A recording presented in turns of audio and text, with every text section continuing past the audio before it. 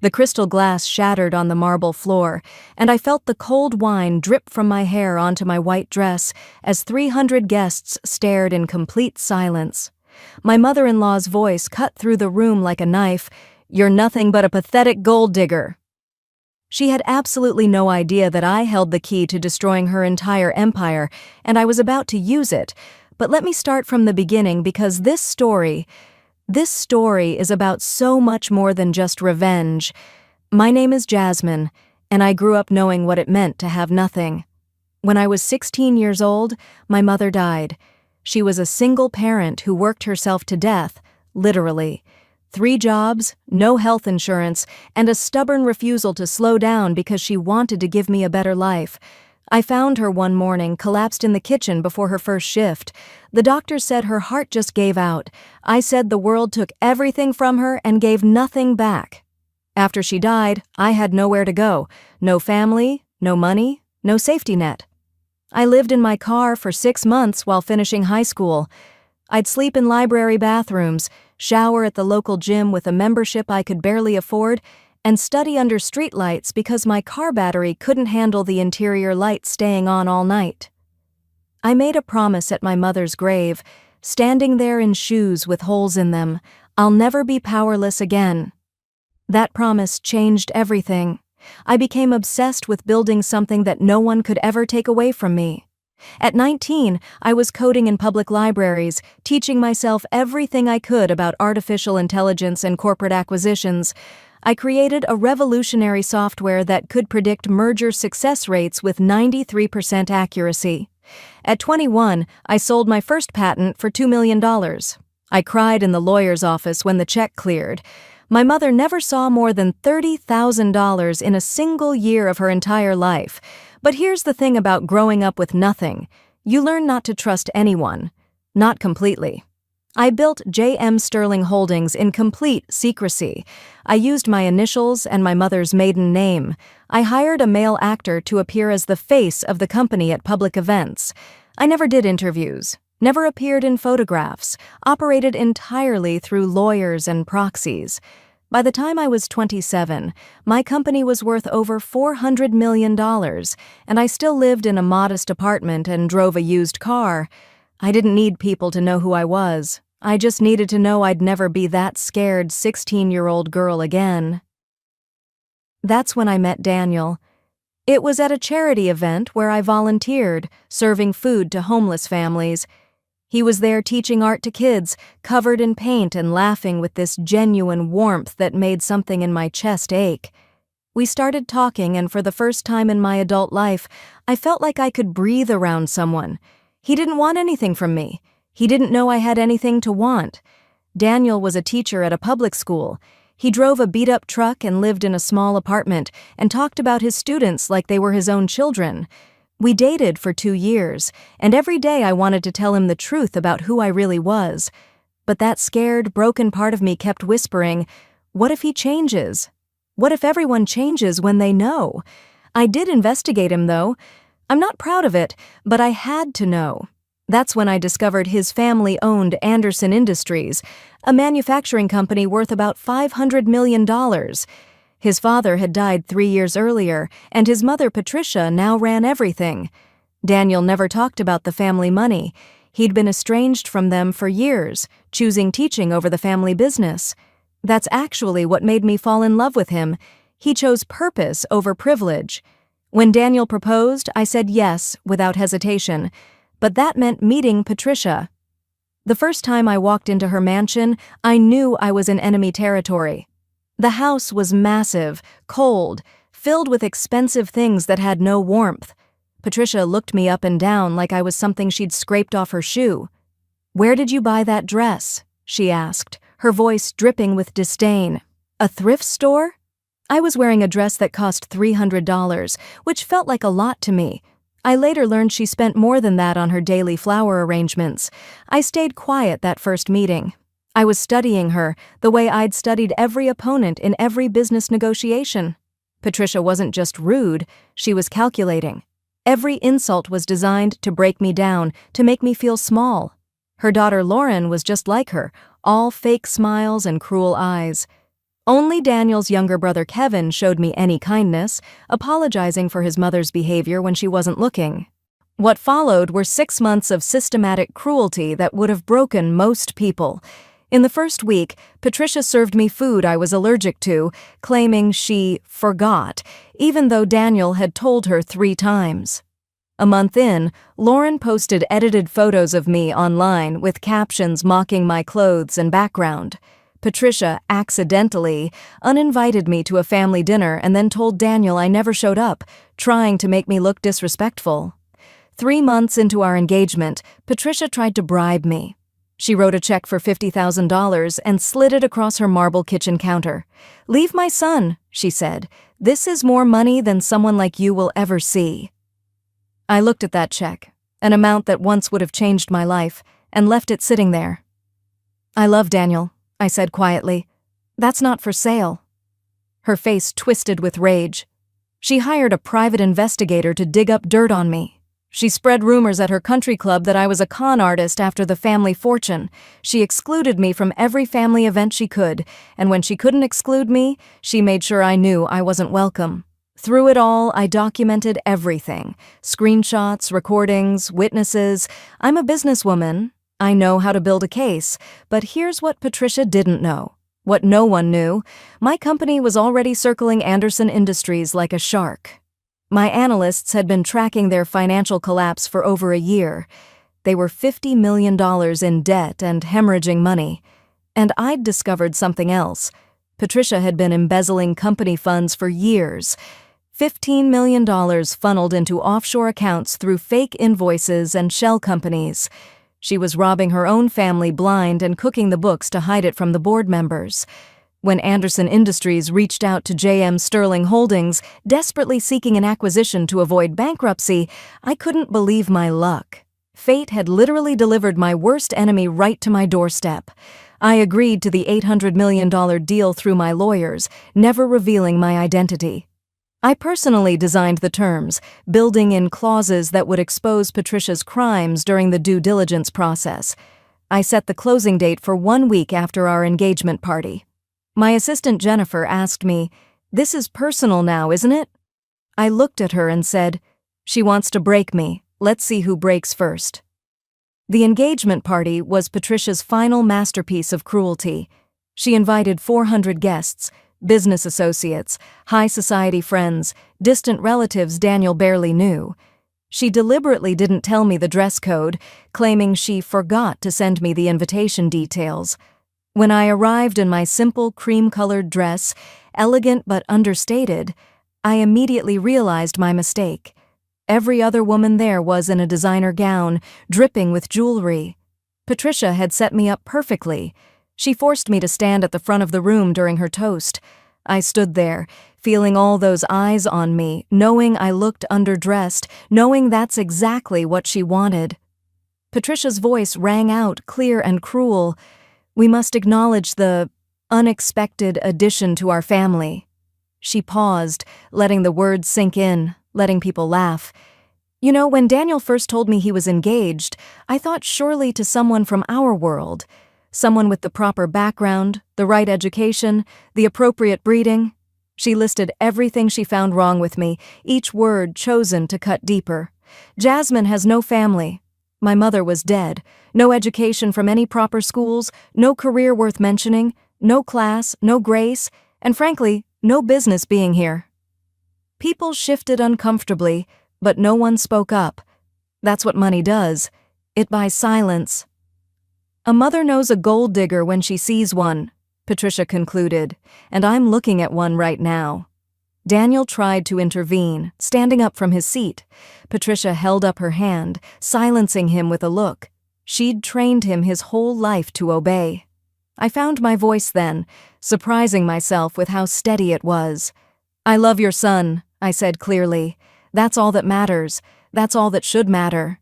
Patricia's face turned red with pure rage. The mask slipped completely. "Love?" she practically screamed. "You don't even know what love is, you little leech. You found a meal ticket and you dug your claws in." She grabbed her wine glass, full of expensive red wine, and I knew what was coming. Part of me could have stepped aside. But I stood there, chin up, looking her dead in the eye. She threw the entire glass directly in my face. The wine hit me like ice water despite the room being warm. It soaked through my hair, ran down my face, drenched the front of my dress. The crystal glass fell from her hand and shattered on the marble floor at my feet, the sound impossibly loud in the shocked silence. 300 people gasped, hands flying to mouths, but no one moved. No one helped. Patricia's voice dripped with venom as she leaned close to me, wine dripping from her own hands now. "That's what I think of you. You're nothing, a pathetic failure who trapped my son with probably a fake pregnancy or some other scheme. You'll never, ever be good enough for this family. You're garbage, and garbage belongs in the street." Lauren started a slow clap from across the room, mocking me. A few people laughed nervously. Daniel sat frozen in his chair, his face pale with shock. Kevin started toward me, but Patricia snapped, "Stay where you are!" He stopped. I stood there for a long moment, feeling the wine drip down my arms, feeling the weight of my mother's memory, feeling every day of those 6 months of calculated cruelty. I didn't cry. I didn't yell. My voice came out cold as ice when I finally spoke. "Are you finished?" Patricia smiled triumphantly. "Get out of my house." I smiled back, and something in that smile made her expression flicker with uncertainty. "Interesting choice of words," I said softly. "Your house." I let that hang in the air for a moment, watching confusion cross her face. Then I turned and walked calmly toward the bathroom, glass crunching under my heels. In the bathroom mirror, I looked at myself, wine-stained, hair ruined, dress destroyed. For just a second, I saw my mother's face overlaid on mine, and I heard her voice as clearly as if she were standing beside me. "Now, baby, do it now. Show them what you're made of." I pulled out my phone and texted Jennifer, "Connect me to the venue's display system. It's time." When I walked back into that ballroom, every conversation stopped. I must have looked insane, still drenched in wine, walking with my head high like I owned the place. I pulled out my phone and connected to the massive screens positioned around the room for the party's photo displays. "Before I leave," I said, my voice carrying in the silent room, "there's something everyone should know." Patricia's voice cracked like a whip. "Security! Remove this woman from my home immediately." 2 security guards started toward me, but something in my stance made them hesitate. "I wouldn't do that," I said calmly, looking directly at Patricia. "Especially you, Patricia."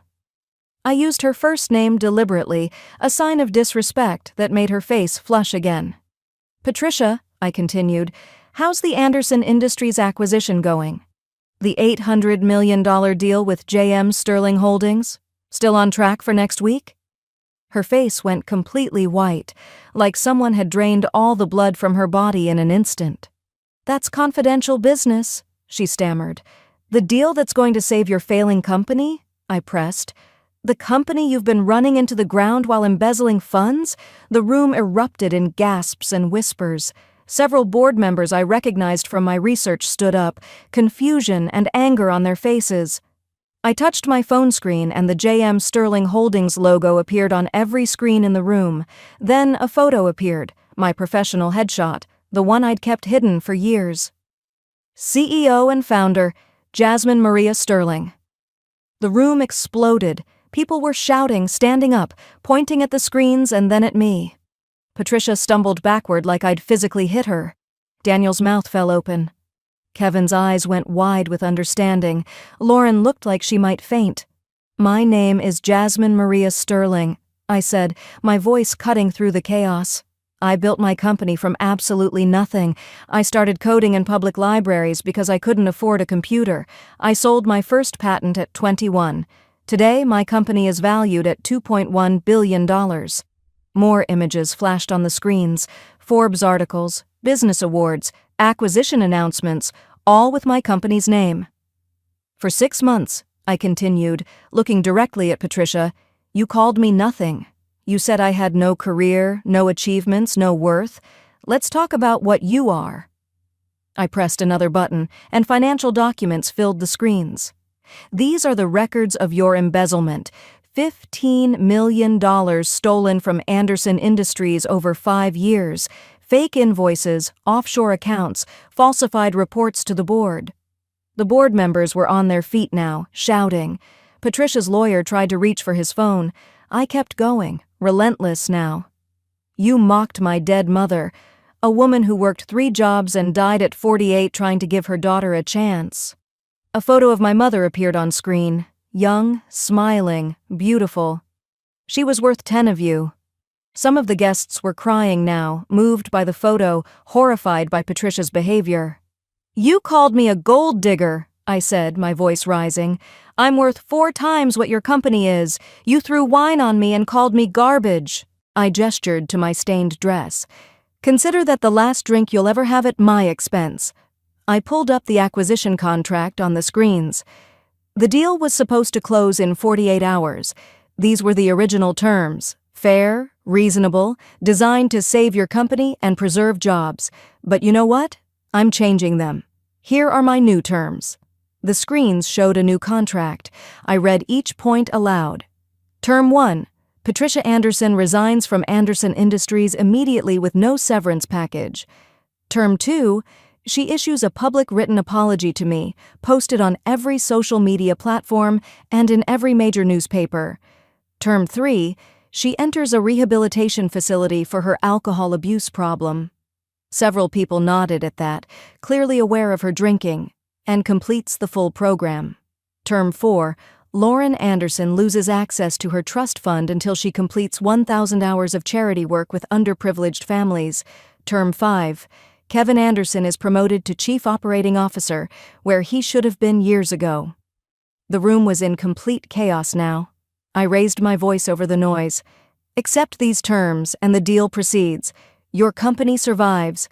2,000 employees keep their jobs. Refuse, and I walk away right now. Your company dies in 6 months when your debts come due.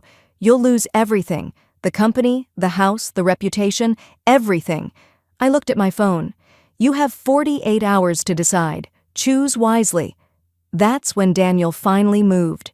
He stood up, walked through the crowd, and took my hand. His hand was shaking, but his voice was steady when he spoke. Mom, you did this to yourself. I told you to treat her with respect. I begged you to be kind. You chose cruelty, and now you're facing the consequences. Patricia's face crumpled. You'd choose her over your own mother?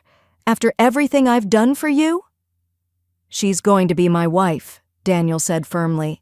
And you just assaulted her in front of 400 people. You humiliated the woman I love because she wasn't born wealthy. You're not the mother I thought you were. Kevin stepped forward too, standing on my other side. I'm with them, Mom. What you did tonight was unforgivable. Lauren ran from the room, sobbing. Patricia collapsed into a chair, all the fight draining out of her. She looked old suddenly, small and broken. Part of me felt sorry for her, but only part. The next 48 hours were a media frenzy. Someone at the party had recorded everything and leaked it online. The video went viral, 10 million views in the first day. The business world rallied around me. Patricia's crimes were investigated. The board of Anderson Industries demanded her resignation before my deadline even expired. Patricia signed everything, every single term. Her public apology was front-page news. She admitted to the embezzlement, the cruelty, everything. She entered rehab quietly, her reputation destroyed. Lauren, after her initial tantrum, actually followed through with the charity work. 6 months later, she called me to apologize, her voice small and genuine. I was just like her, she whispered. I'm trying to be better. The company thrived under Kevin's leadership. He was brilliant, fair, innovative. Everything Patricia wasn't. We saved every single job and added 500 more within a year. The company's value increased to $1.2 billion. Patricia, to her credit, stayed sober. She lived in a modest apartment on the allowance the board granted her, nothing like her former mansion. 1 year after that wine-stained night, I created a scholarship fund in my mother's name, full rides to college for students who'd experienced homelessness. Patricia came to the launch ceremony. She looked different, humbler, quieter, somehow more human. At the end of the event, she approached me carefully. "I'm sorry," she said, and this time I heard real remorse. "You were always enough, more than enough. I was the failure, not you. Thank you for not destroying everything completely. Thank you for saving the company and giving me a chance to be better." I looked at this woman who'd made my life hell, who'd poured wine on me and called me garbage, and I felt nothing. No anger, no satisfaction, just peace. "I know I was always enough," I said quietly. "I always was. I hope you know that about yourself someday too." They say revenge is a dish best served cold. Mine was served in a wine-stained dress in front of 400 people. Patricia learned that day what I learned when my mother died. Underestimate the powerless at your own risk. Because sometimes the woman you're pouring wine on is the woman who owns your entire future. My mother once told me that strength isn't about never falling down. It's about getting back up with your head held high. I stood up in that ballroom drenched in wine, and I showed Patricia exactly what strength looks like.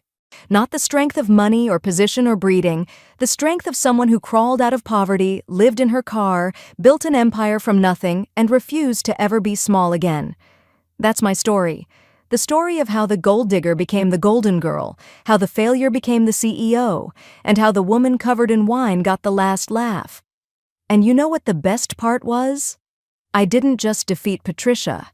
I freed her family from her cruelty, saved thousands of jobs, and honored my mother's memory by helping kids who were just like I was, scared, alone, and desperate for a chance. Be kind to everyone you meet.